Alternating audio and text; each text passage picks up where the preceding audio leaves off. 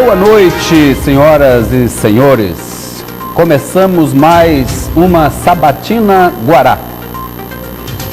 Há cerca de 2 semanas, inauguramos este cenário quando trouxemos o primeiro candidato a prefeito de São Luís, sendo o candidato Rubens Júnior, recém-saído da Covid-19, mas se fez presente. Assim como na sequência, todos os candidatos estiveram neste cenário, enfrentando um variado time de jornalistas, sendo questionados sobre suas propostas, seu pensamento, seu projeto de vida e seu projeto social para a nossa cidade. Como homens públicos ou pretensos homens públicos, já que alguns ainda não o são, todos fizeram o máximo esforço para convencer o eleitor de São Luís de que é o melhor para esta cidade. E o melhor para a comunicação é a democracia, a isonomia, a igualdade, os mesmos direitos para todos.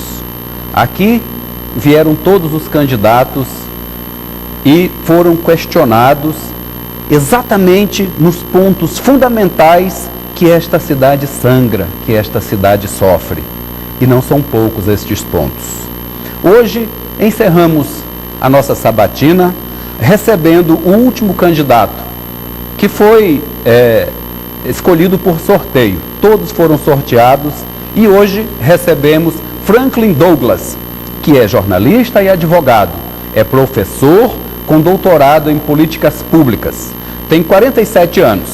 A trajetória política dele é marcada pela militância no movimento estudantil.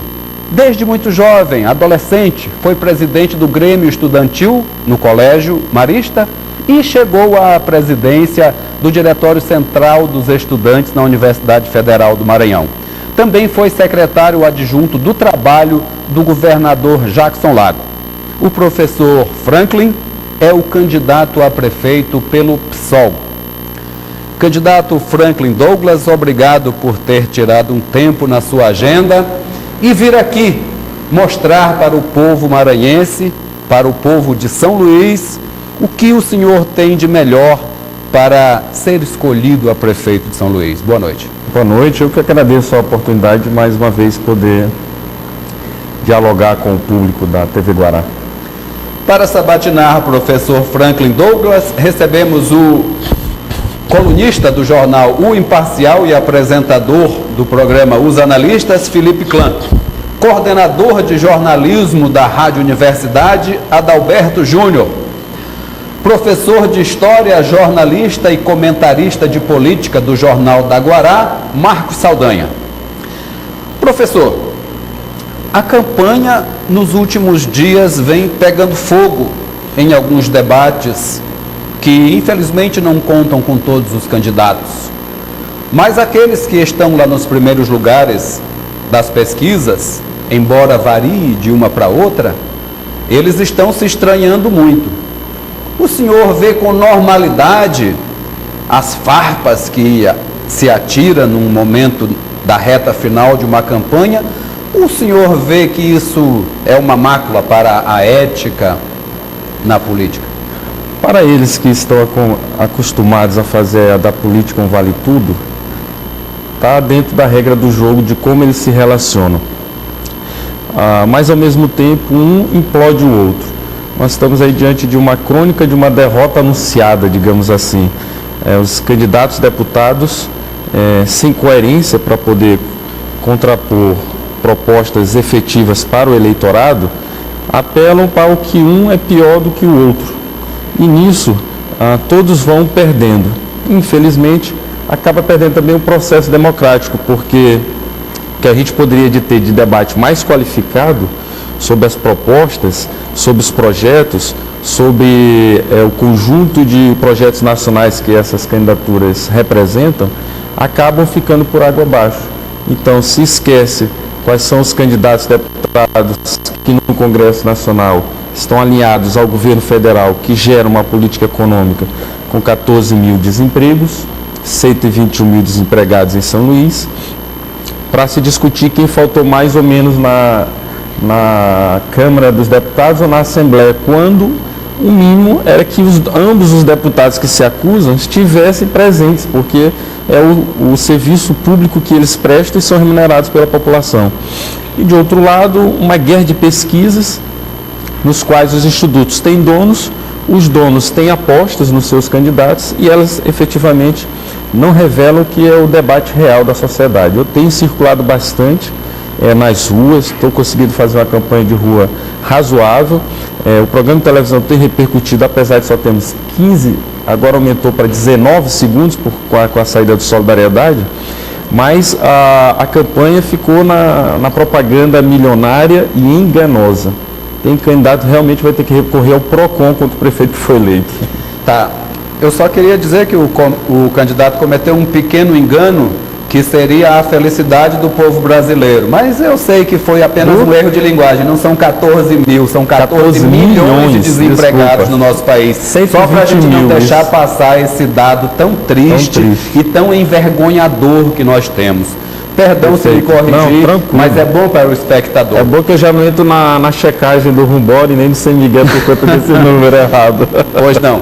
Adalberto Júnior, tenha bondade. Candidato, o senhor se notabilizou bastante justamente sobre mostrar essas incoerências dos demais candidatos, mas com o decorrer da campanha, enfim, com as pesquisas, já foram várias, o seu nome não apareceu muito ali nos números, né? Levando em consideração as pesquisas, né? Que tem uma coisa bem específica, enfim. O que ficou faltando? O senhor manteve essa postura, mas será que ficou faltando alguma outra coisa? O que o senhor acha que aconteceu que não vingou aí, trazendo números melhores? Não, eu acredito que ainda tem 12, 13 dias de campanha, ainda tem muita campanha para acontecer, ainda tem o debate da Guará, ainda tem outro debate que a gente vai enfrentar em outra emissora. Esses debates na reta final podem desestabilizar candidaturas e potencializar outras. Veja, do ponto de vista das propostas, e vocês acompanharam bem isso, o nosso programa foi um dos mais completos, elaborados por quase 150 especialistas das políticas públicas, que a gente viu no meio do processo. E, infelizmente, nenhum dos sites de checagem do jornalismo político fez essa denúncia. Houve uma série de cópia de propostas ao longo da campanha. O marketing eleitoral, ou eleitoreiro, que estavam no nosso programa, transformou em publicidade dentro das propagandas dos outros candidatos, e eles, com mais recursos, com mais tempo de televisão, com mais capacidade de tiro, sugaram as nossas propostas. Eu vi um site que botou lá todos os links. Como que uma proposta de um programa de governo de 64 páginas se compara a um programa de governo de 8 páginas?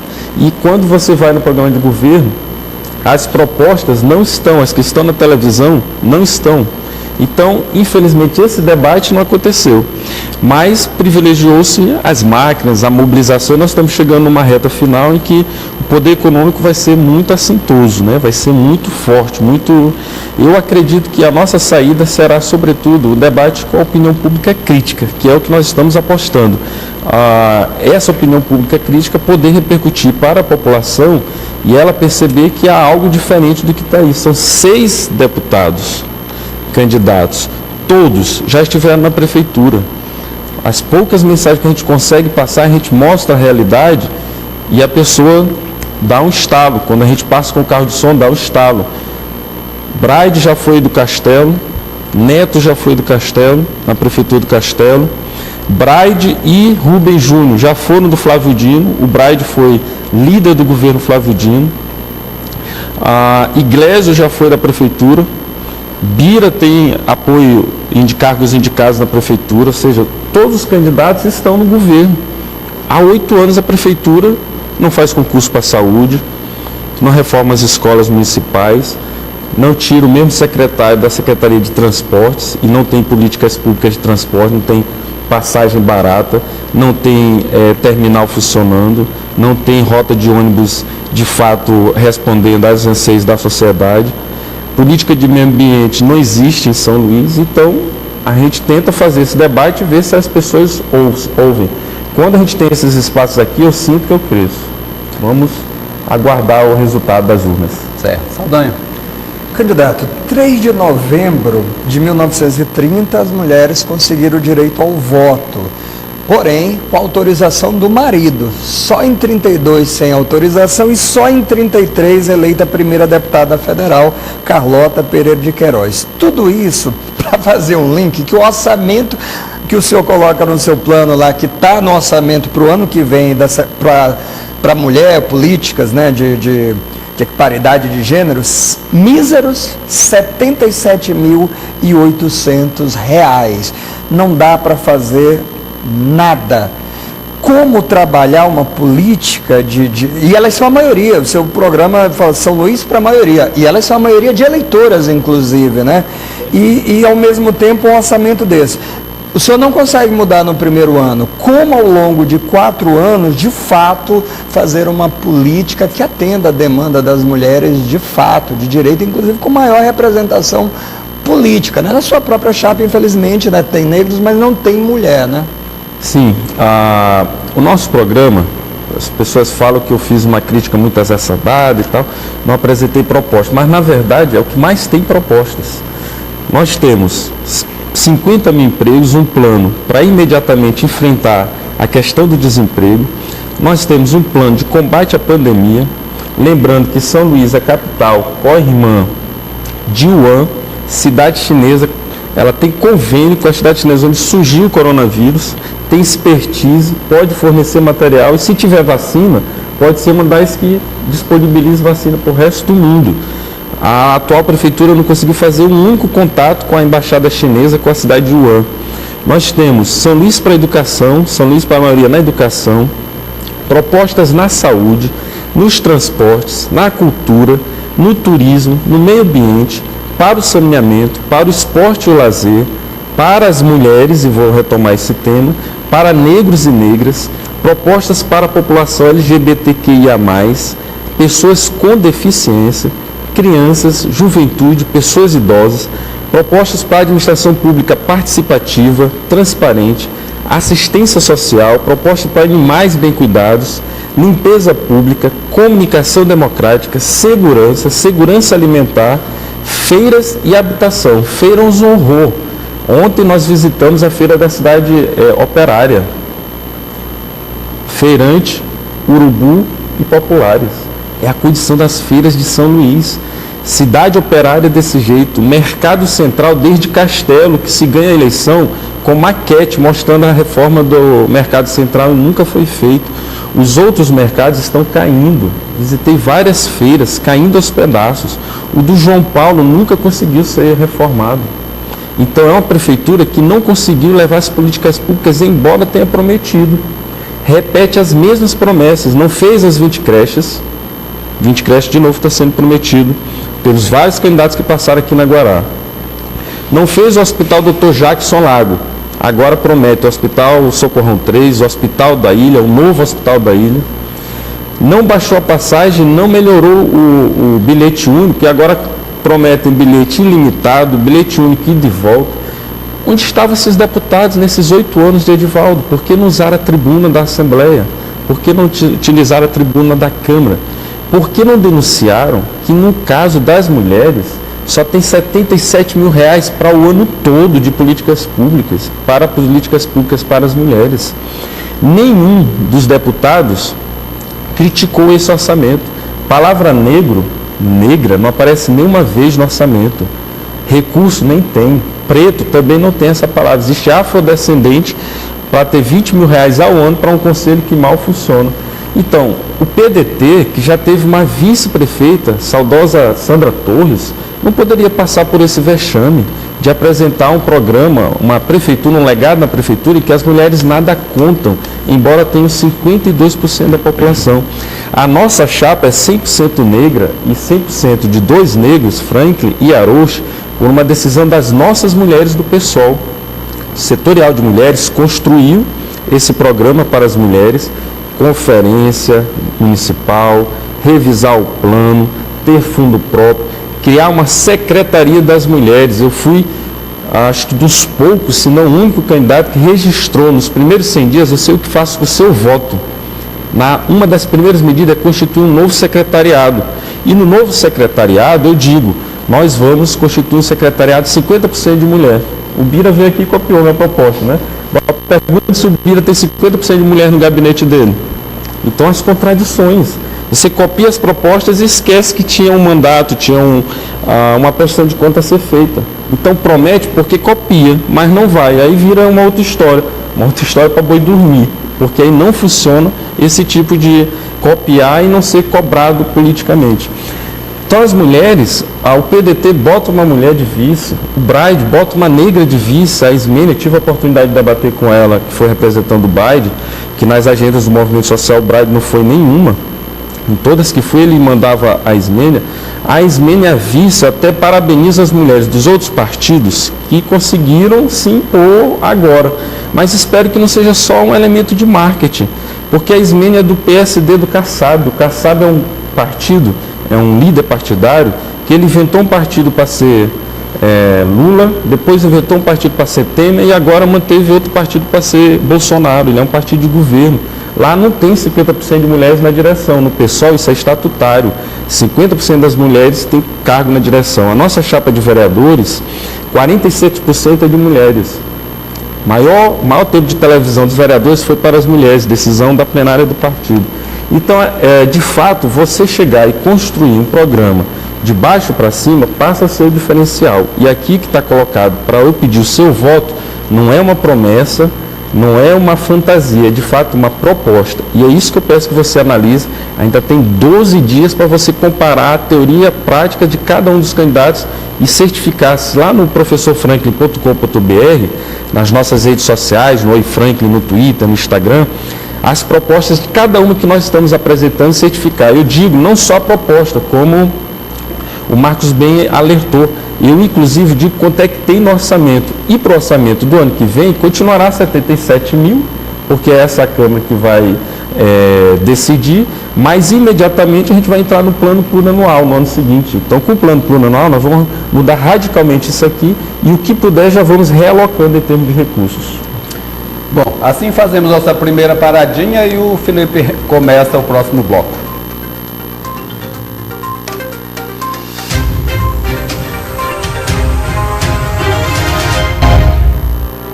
Volta com a Sabatina Guará. Hoje recebemos o professor Franklin Douglas, candidato do PSOL à Prefeitura de São Luís. Felipe, você que não perguntou no primeiro bloco, começa esse. Nem poderia, com uma explanação tão rica dessa, do nosso professor. Professor, eu vou lhe fazer uma pergunta direta, porque nenhum candidato aqui, já que estamos falando de mulher, nenhum candidato teve coragem de responder, ou não tem competência. O senhor acha que a mulher não tem o direito ao corpo dela? O senhor acha que a mulher não tem o direito à opção de ter ou não um filho? Né? E o senhor acha que a mulher não tem o direito ao aborto quando ela decidir, não somente por má formação ou estupro? Qual é a sua opinião sobre isso? Do ponto de vista da minha opção religiosa, eu sou contra aborto. É uma opção religiosa minha. Mas eu compreendo que eu estou num partido que tem um setor organizado fundamental, do setorial de mulheres, que tem um rico debate sobre isso, que aponta corretamente o seguinte: mulheres morrem mais pela prática de aborto não acompanhado, porque não tem políticas públicas para elas, do que de fato por uma opção. Então é um recorte de classe. É um recorte de classe e é um recorte de renda. Porque as mulheres que têm recursos, que têm dinheiro, elas fazem os seus abortos e não correm nenhum risco de vida. Felipe, eu trabalhei, foi o meu primeiro concurso que eu passei. Foi para agente administrativo na educação, no estado, estava chegando na universidade, em 91, mas não sei porque cargas d'água me botaram na maternidade Benedito Leite. E eu fazia os plantões, tinha direito como estudante a fazer plantão e estudar de dia, né? Fazia o plantão de 7 da noite às 7 da manhã. Dia sim, 2 dias não. E o que eu encontrava na maternidade, já curioso com pesquisa, né? Era meninas entrando geralmente 9 meses depois do carnaval, né? Curetagem. Eu não era da área de saúde, estava no que é curetagem? E aí fui pesquisando e viram que eram tentativas mal sucedidas de aborto, tomando remédio errado, fazendo as coisas mais assim, não vou nem falar de se machucar tentando. E eu via como essa situação é extremamente difícil. Uma mulher não faz aborto porque quer, ela faz aborto porque de fato ou a situação social oprime muito, ou foi uma situação que ela não teve condições de reagir e que não dá para ser condenada do ponto de vista social. Então a Prefeitura, esse é um debate que passa pelo Congresso Nacional, mas a Prefeitura tem que garantir o que a lei garantir e tem que, sobretudo, garantir que a saúde da mulher seja respeitada. E o que as mulheres do PSOL, o que as mulheres do movimento social, Fórum Maranhense de Mulheres, Mulheres Católicas pelo Direito de Decidir, que ajudaram a construir esse projeto, esse programa, disserem, será o que eu implantarei. Porque, ao contrário do atual gestor, eu não confundo a minha opção religiosa com uma opção de gestor da cidade. O gestor da cidade, ele tem que ser para todas as religiões e os que nem têm religião. O Estado é laico, ele não pode ser dirigido por uma opção religiosa. Sal. Aproveitando a pergunta do colega, do Felipe Clã, eu queria saber sobre a sua proposta para a educação sexual na escola, porque o município ele lida com uma parte fundamental, que é a educação fundamental.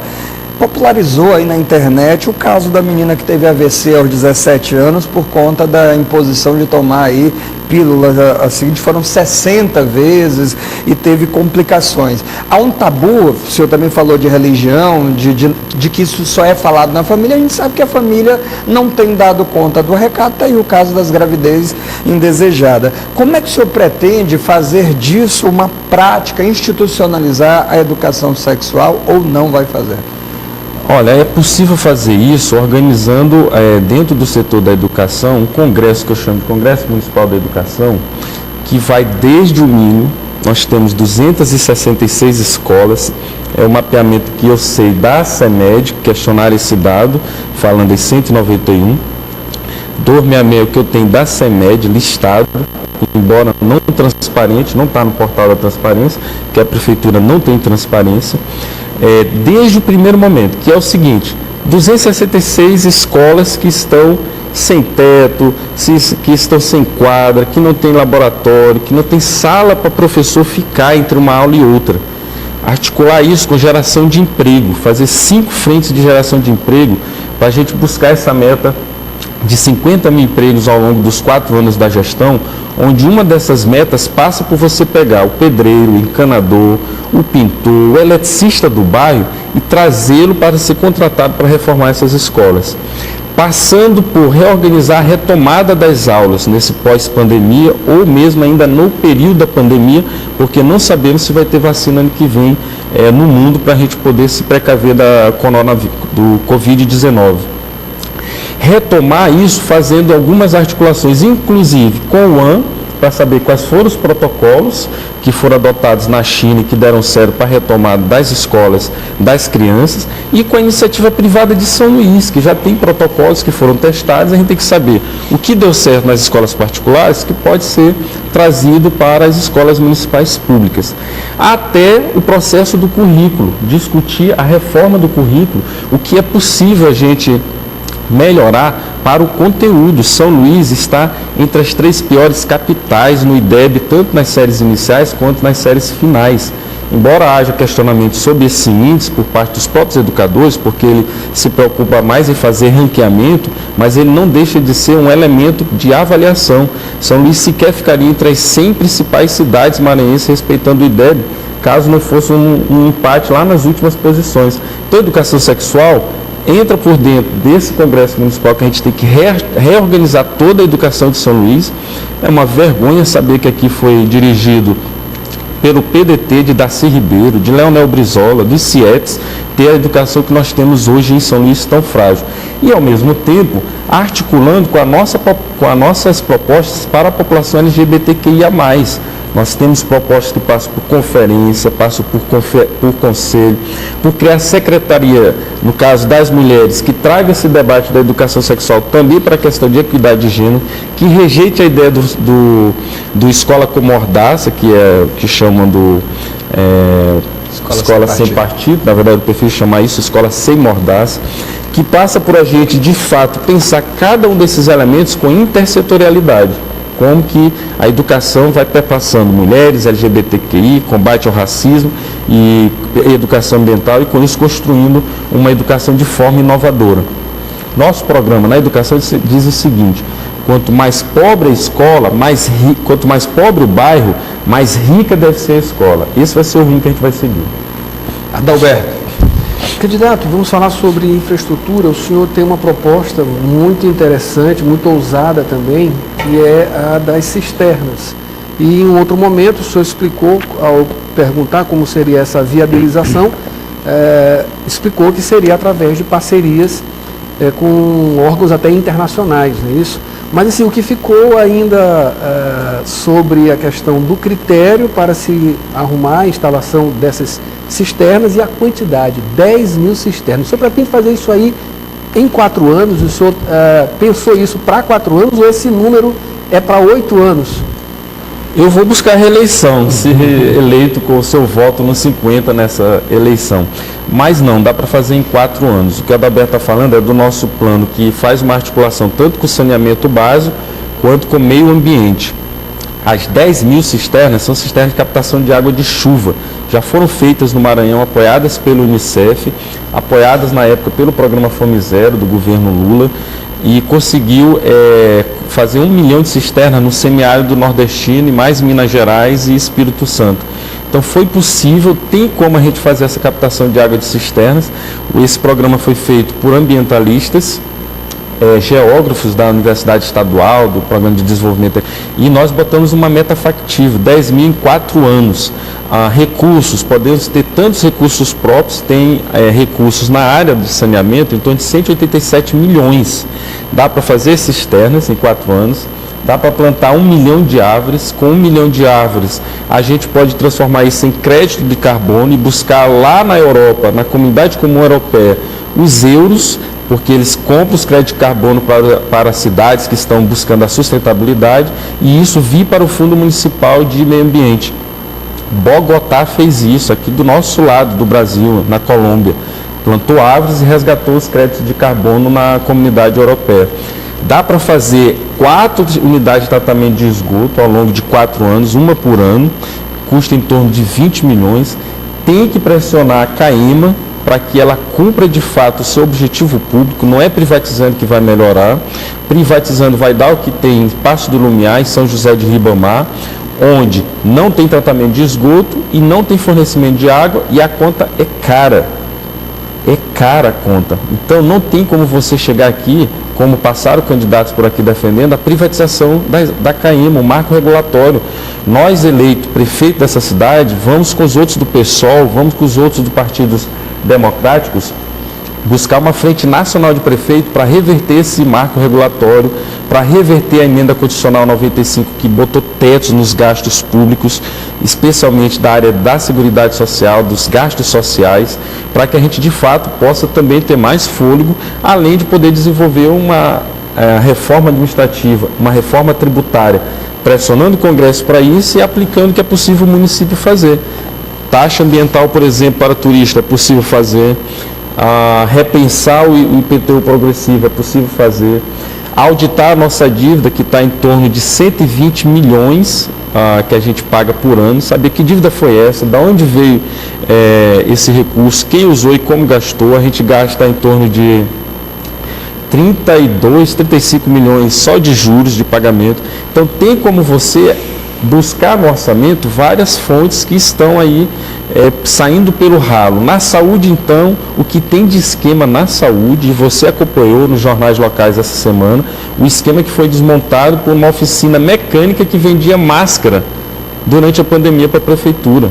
No Hospital Socorrão 2, metade do centro cirúrgico está desativado por falta de equipamento e por falta de profissionais.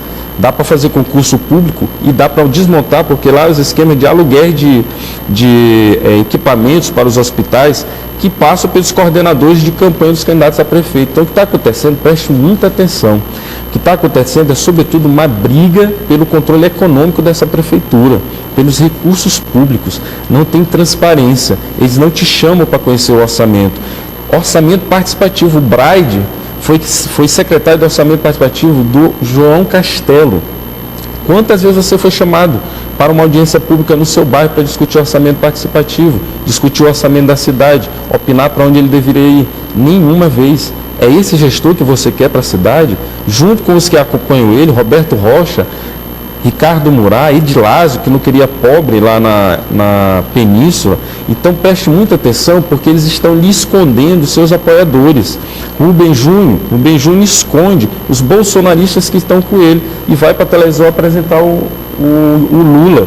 O Lula já pediu muito voto errado, já pediu voto para Rosiana contra Jackson, já pediu voto para Lobão contra Flávio Dino. Então esse não é o elemento que você tem que usar para decidir o seu voto. É comparar o que eles já tiveram de experiência administrativa e o que eles têm do ponto de vista de coerência com a política nacional, que essa interfere sobretudo na sua vida.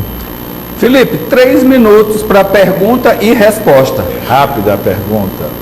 O senhor sabe que o orçamento que está aqui é uma previsão. O senhor vai ter que ir atrás desse dinheiro, vai ter que rezar que a economia se restabeleça dentro dessa pandemia. Primeiro, como é que o senhor vai fazer isso? Segundo, os maiores devedores da prefeitura são os homens mais ricos do estado do Maranhão, né? Como é que o senhor vai enfrentar eles? O senhor vai dar alvará para as universidades, para as empresas dessas pessoas que não pagam milhões para eles poderem continuar funcionando, mesmo devendo? Eles terão a certeza que terão um prefeito que vai negociar de forma transparente e bastante firme com eles, do ponto de vista que eles têm direito para gerar os empregos, mas do que eles têm deveres para com a cidade. O nosso ponto de partida é o 1% mais rico da cidade tem que pagar pelo que 99% não tem para sobreviver. E a nossa cidade é tão desigual, quando eu falo 99%, estou falando de pessoas que têm menos de 3 salários mínimos ao ano. Olha, são 121 mil, agora acertei, não botei os milhões no meio, 121 mil pessoas que dependem do auxílio emergencial. Essas pessoas não podem ficar jogadas. É mentira quem diz que vai fazer auxílio emergencial municipal, como o Duarte está fazendo, está querendo me colocar contra você, que recebe o auxílio do governo federal e na hora que diz que vou dar o auxílio municipal, sou contra porque sou contra pobre. Não cai nessa conversa de marqueteiro. Eu fui presidente do Conselho Estadual de Segurança Alimentar, conselho que trabalhou imediatamente em dar o cartão para a pessoa ter o que comer. Eu jamais seria contra uma proposta que te deixasse com fome, que te tirasse o dinheiro e ficasse com fome. Ao contrário, a minha perspectiva é justamente utilizar a transferência de renda como o primeiro passo para te tornar independente e não viciado. Por isso fui um dos críticos, eu era da equipe do Frei Beto, quando o cartão mudou de Bolsa Escola para Bolsa Família, porque você tirava o elemento da educação como contrapartida imediata e botava só o elemento da proteção da família, que não é um elemento que de fato segurava a emancipação da pessoa. A pessoa se emancipa por educação e por trabalho. Então, nós vamos negociar com esse empresariado, pagando o que eles têm que pagar e vamos deixar as contas de formas transparentes. Não haverá esse negócio de entrar no portal da prefeitura e não saber de onde vem o recurso e para onde ele está sendo gasto. Nós seremos eminentemente transparentes. Lamento que o povo do CDL, os microempresários, não tenham nem convidado para expor a nossa proposta tributária de diálogo com eles, porque aqui no nosso programa está lá, apoio às microempresas, apoio aos empreendedores, apoio àqueles que querem gerar emprego para a gente sair dessa situação de 121 mil dependentes do Bolsa Família em São Luís. Fazemos nossa segunda parada e voltamos já para a conclusão da sabatina.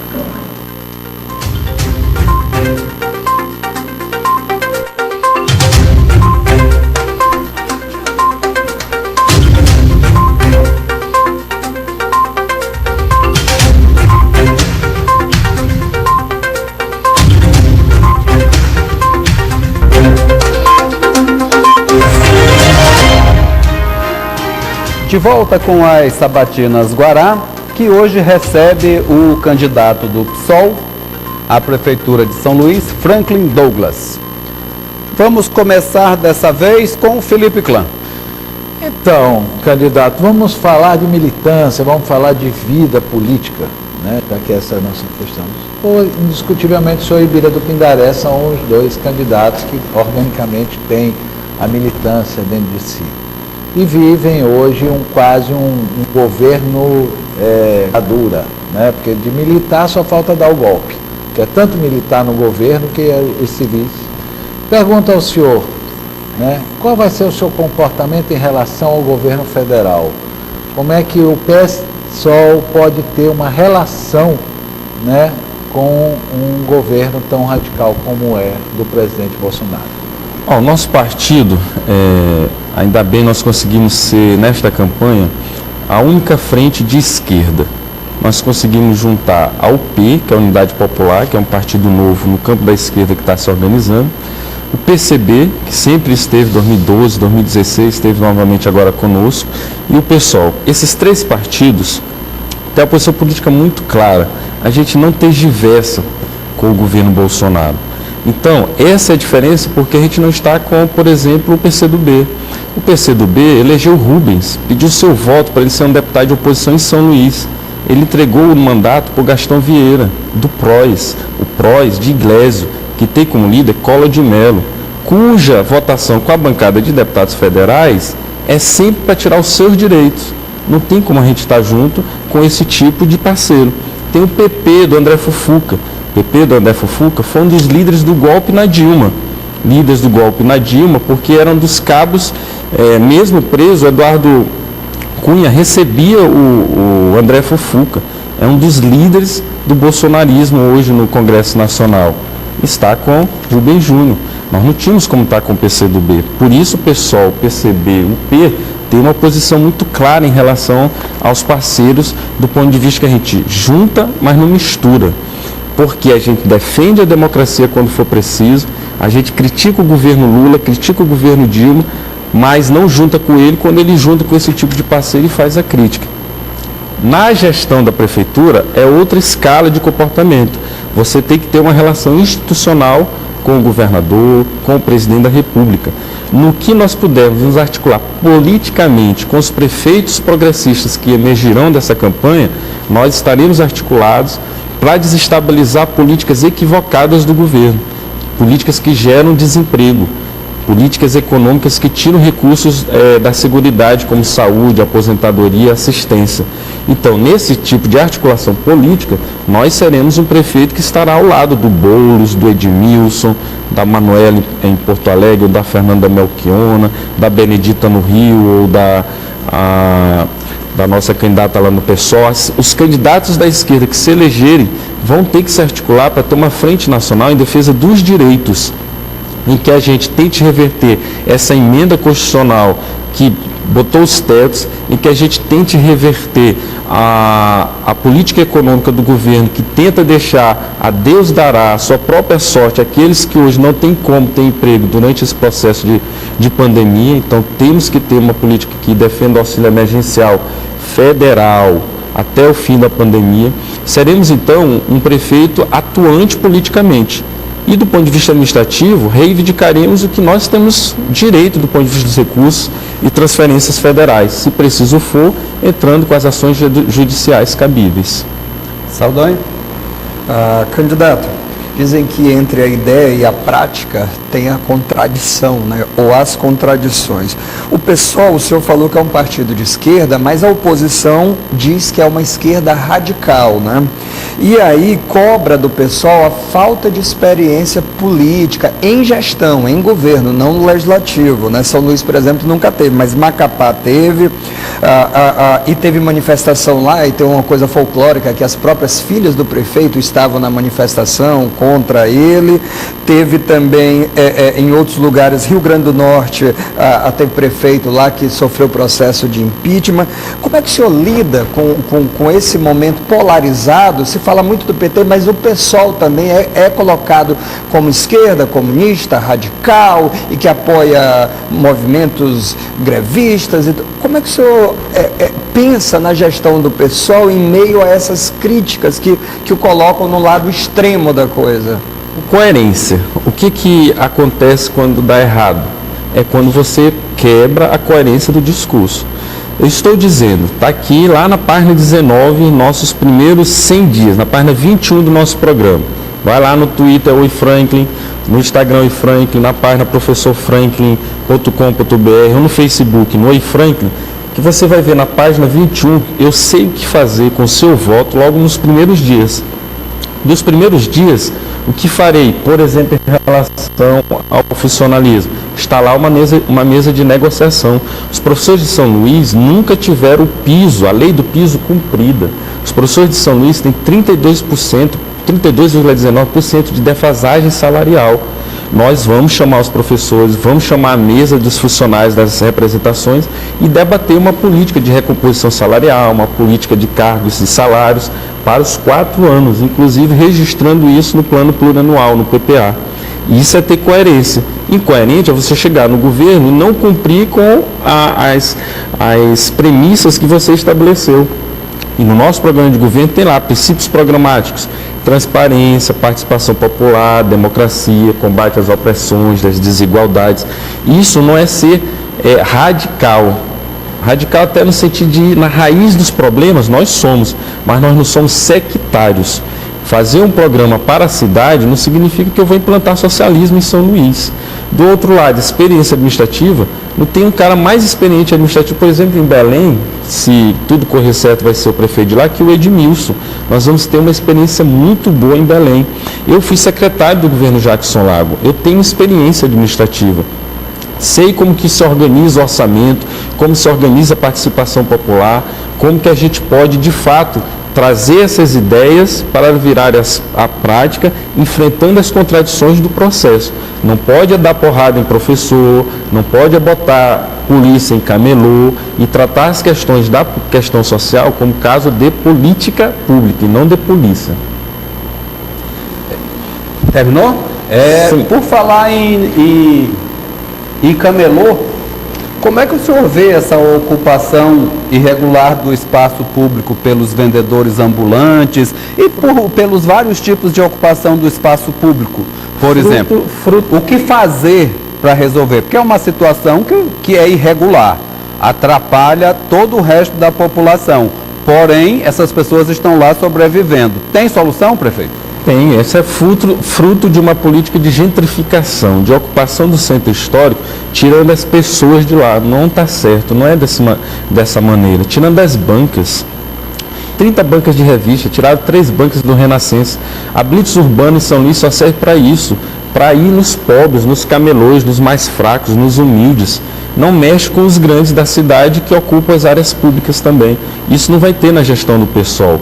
Na gestão do PSOL, nós vamos respeitar a geração de emprego. No processo de pandemia, de falta de emprego, em que as pessoas não têm solução, elas não vão para a rua vender um alimento, vender uma roupa, fazer um comércio informal porque querem. É porque não tem opção, porque senão não chega no final do dia nem com o dinheiro de comprar o arroz, o feijão e um ovo. Não tem como se alimentar. Então não dá para tratar isso como caso de polícia, de blitz urbana. Tem que chegar, negociar lá a ocupação para que não haja um tipo de aglomeração também nas condições sanitárias adversas em que vivemos. Reorganizar, dá para pegar, e aí eu fecho aqui na rádio, eu tinha falado em 1000 bancas, não sei se vocês lembram, mas eu fecho com a proposta agora da vara de interesse difusos e coletivos, que está propondo o seguinte acordo para a Prefeitura de São Luís: não tire as bancas, ao contrário, faça um edital para 100 bancas, e depende agora só da Prefeitura aceitar esse acordo. Mas é para ficar no espaço público? Duvido que a Prefeitura do Edivaldo vai aceitar um acordo tão bom. Pegar e fazer o edital público para 100 bancas e organizar as bancas. Colocar no espaço público? Colocando nos espaços em que a Prefeitura possa dar permissão para a utilização pública. Um primeiro ato nosso também como prefeito eleito será chegar lá e assinar esse acordo na vara de interesse difuso. Ou seja, procurar gerar emprego e não dificultar a vida das pessoas que estão sem trabalho e renda. Adalberto, candidato, você está falando em gerar emprego. O turismo é uma ferramenta essencial. Paradoxalmente, São Luís tem muitos atrativos, só que não são devidamente explorados. Mas o senhor falou na criação de uma taxa de turismo. Não fica um pouco contraditório também? Não, porque essa taxa de turismo, ela vem de quem ela aplica ao turista que está chegando aqui e que tem pesquisa, tem jurisprudência já no STF dizendo que isso pode ser feito, e ela paga uma taxa simbólica, não tão irrisória, mas simbólica, e sabe que aquilo ali vai para um fundo de meio ambiente, que ela vai saber que aquela praia que ela está curtindo vale a pena. Então, uma das coisas que nós queremos articular nesse programa de governo na área de turismo, na área de meio ambiente e na área de saneamento é geração de emprego. Por exemplo, turismo. Até hoje deve os artistas, cultura, até hoje deve os artistas, não tem plano municipal revisado, já é para ter outra conferência, não está convocada, não se sabe como se utiliza os 62 milhões de reais que tem na Secretaria de Turismo, junto com a Secretaria de Patrimônio Histórico, há uma superposição de estruturas na cultura, não tem plano cultural que beneficie a população. Nós podíamos estar fazendo feirinhas dessas que são no centro da cidade, nos bairros, fazendo circuito gratuito totalmente descentralizado e com rotina, não só num ou no outro dia, fechando com um dia de feriado, que é o aniversário da cidade, com uma virada cultural na cidade, articulando várias possibilidades nas diversas áreas, recuperando os nossos centros que estão abandonados, tudo isso gerando caldo de organização de emprego. Isso, eu recupero a cultura e potencializo o turismo. De que maneira? Tentando dar com que as praias, sendo balneáveis, sendo boas para banho, próprias para banho, a partir do saneamento, cobrando da CAEM, fazendo também a parte do município, as praias sejam o nosso principal elemento de atração do turismo, mas fazendo novos produtos que façam com que o turista não fique só uma noite, 2 noites em São Luís, a caminho de Alcântara ou a caminho de Barreirinhas, dos Lençóis, mas tenha outros tipos de processos. Com isso, apoiar a Via Sacra, apoiar a festa junina, apoiar os blocos e escolas durante o período carnavalesco, fazer com que a gente de fato tenha uma política organizada para gerar emprego, articulando turismo, articulando cultura, articulando o meio ambiente. Se a gente tem uma cidade referência com 10 parques ambientais, está aqui no nosso programa lá na página 35, professorfrank.com.br, você baixa o nosso plano de governo, 10 parques ambientais, cada um você colocando uma especificidade, copiando ideias que já deram certo. Por exemplo, em Foz do Iguaçu tem borboletário, em Bogotá tem as praças, em Bogotá não, em Lima, no Peru, tem as praças das águas, ou seja, você tem como chegar e fazer 10 parques ambientais, cada um com um tipo de atrativo que você faz com que o turista fique 1, 2 dias circulando dentro da cidade. É possível fazer isso. O problema é que quem está lhe propondo hoje fazer isso não está lhe propondo de forma séria, estão lhe fazendo promessas demagógicas que não foram cumpridas. São os 6 candidatos deputados. Pense bem na prática desses 6 candidatos.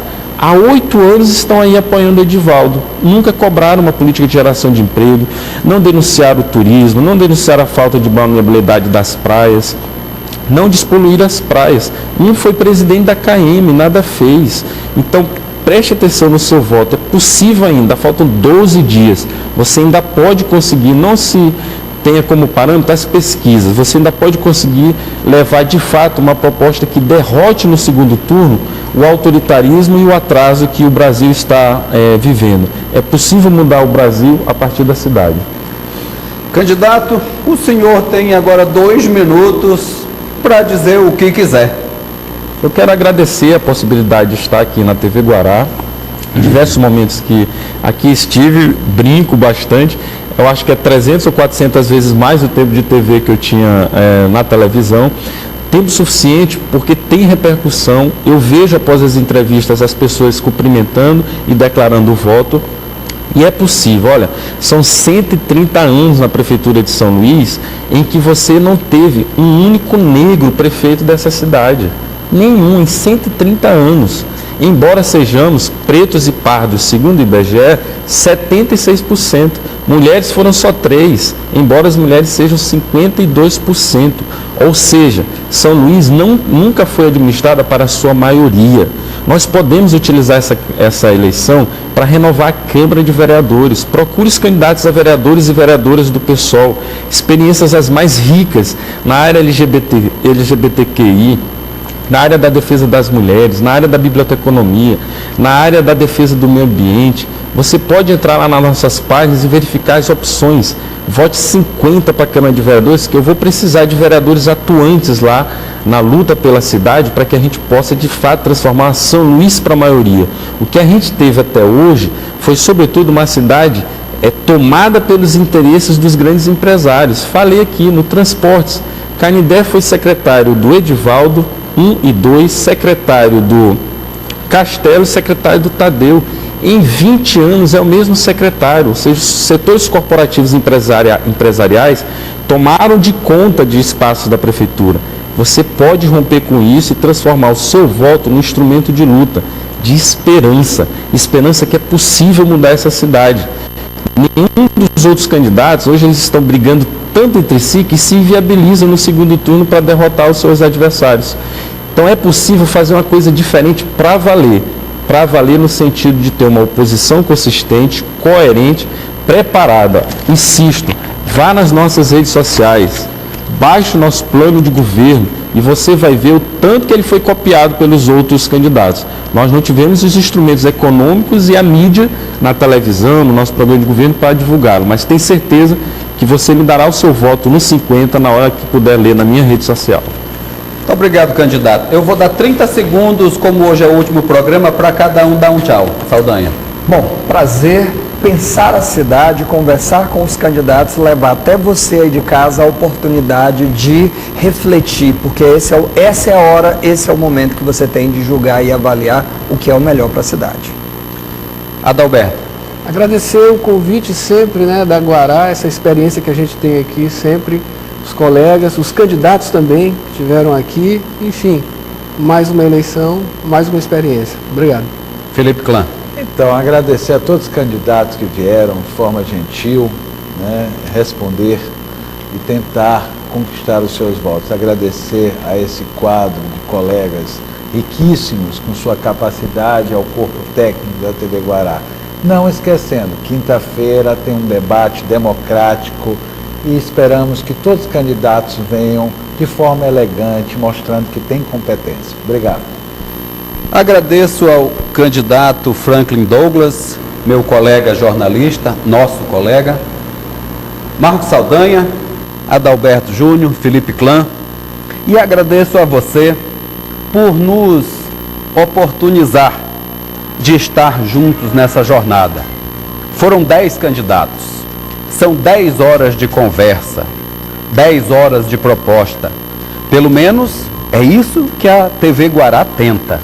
É trazer à tona, tirar da escuridão, esclarecer, mostrar a realidade da nossa cidade e do que é possível fazer por ela.